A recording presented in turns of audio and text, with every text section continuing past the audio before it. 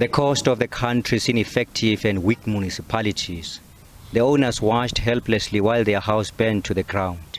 They say the main switch exploded from power surge after load shedding, and their loss was compounded by a lack of assistance. The nearest fire station less than a kilometer away could not help. The other two within 7-kilometer radius were also helpless. When a crew from the fourth one, some 15 kilometers away, arrived on the scene, it was too late to salvage anything. The visibly distraught 73-year-old Samuel Paris is still limping after falling while escaping the raging fire. He is now pleading for help. I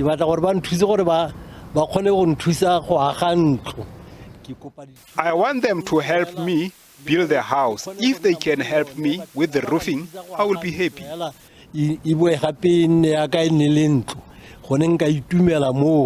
The dismal state of South Africa's municipalities was also well documented in President Cyril Ramaphosa's recent State of the Nation address.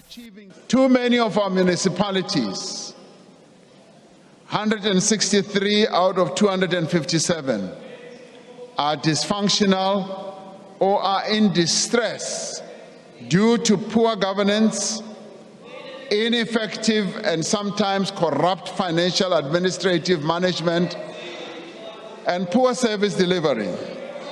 He promised some interventions to turn things around. The government is implementing a number of interventions to address failures at local government and to improve basic service delivery as well.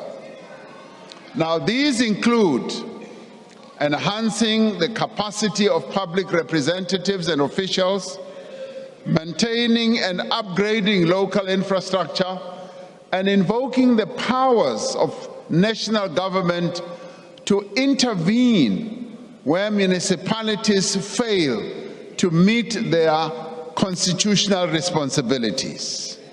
But interventions are not new to the local sphere of government. During the Thabo Mbeki administration, Project Consolidate was a targeted national intervention to support struggling municipalities and to build their internal capacity.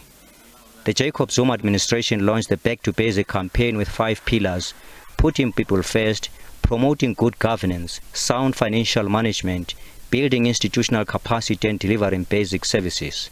In the Ramaphosa presidency, COGTA Minister Dr. Nkosazana Dlamini Zuma is leading the district development model, which seeks to ensure that local government is transformed and capacitated and able to play a developmental role.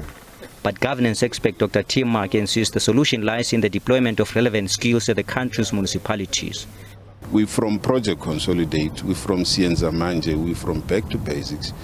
What is it that has worked in terms of all these interventions that we are talking about? So that we are able to say, what makes these interventions not work? Is it the question of not understanding what we want to achieve, or is it the question of we do not have the inherent skills that will be responding to these very same interventions? And I think for me that is one thing that we need to pause and be able to say we can put all different mechanisms, we can put resources, but if we don't honestly make a reflection on the skills that we have within the sector, we might always bring interventions which are not realized. And as municipalities remain at the coalface of service delivery, residents will continue to use them to judge the effectiveness of the government of the day. With elections just over a year away, the central government has to work hard to rekindle the confidence of many South Africans in the municipal sphere of government. Ntebo, Mokobo, SABC News in Johannesburg.